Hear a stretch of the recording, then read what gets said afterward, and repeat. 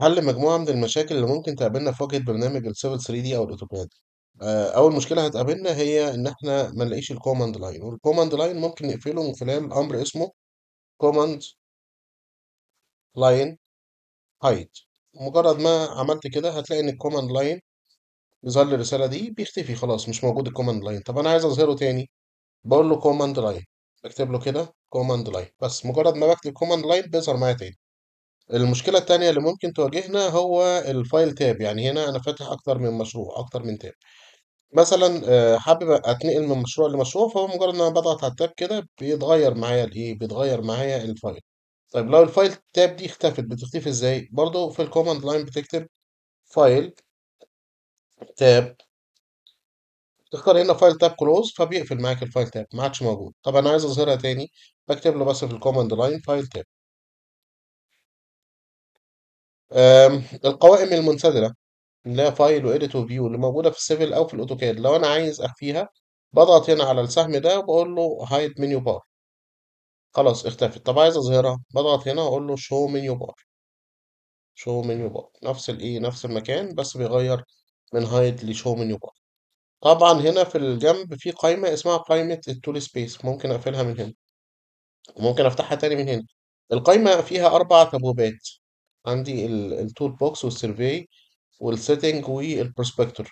لو انا عايز اقفل اي حاجه منهم، في 4 ايقونات هنا، مجرد ان انا بقفل الاربعه خلاص اختفت التول سبيس.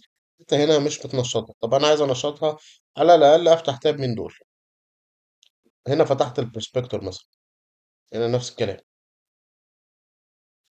المشكله اللي ممكن تقابلنا بعد كده هو كيفيه حفظ الملف. انا طبيعي لما اجي احفظ ملف فبقول له هنا فايل وبقول له سيف. هنا طبعا على طول بتظهر لي نافذه بيقول لي حدد المكان اللي انت هتحفظ فيه الملف. طيب لو النافذة دي ما ظهرتش وظهر لي الشكل اللي قدامنا ده، طبعا هنا هنكتب بس نبوظ الإعدادات. هكتب هنا فايل ضايع. حلو.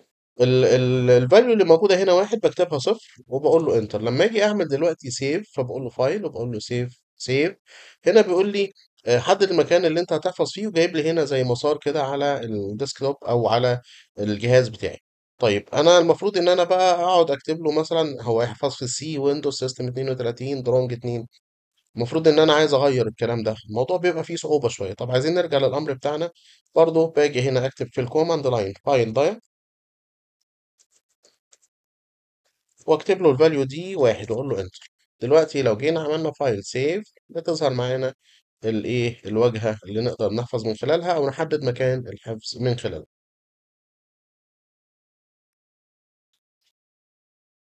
تمام. اخر حاجة، بالنسبة لشريط الريبون او الشريط اللي هو العريض اللي فيه تولز كتير وفيه تابس كتير. الشريط ده احنا ممكن طبعا نختصره بالضغط على السهم الابيض اللي هو الفوق ده. هنا بيقول لي minimize to panel button، بضغط عليها كده قلل لي حجم الشريط، لكن لما بتيجي تقف على الصورة بيظهر لك كل التولز اللي جوه. كمان ضغط على السهم ده بيديني بس مسميات بدون صور وبرضه ظاهر التولز. طب كمان مرة يعني هو كده قفل الايه، قفل الكوماند لاين خالص. طب انا عايز افتحه، بلاقي اصلا شكل السهم اتجه للاسفل، وبضغط عليه ضغطة بيفتح لي الكوماند لاين من البداية.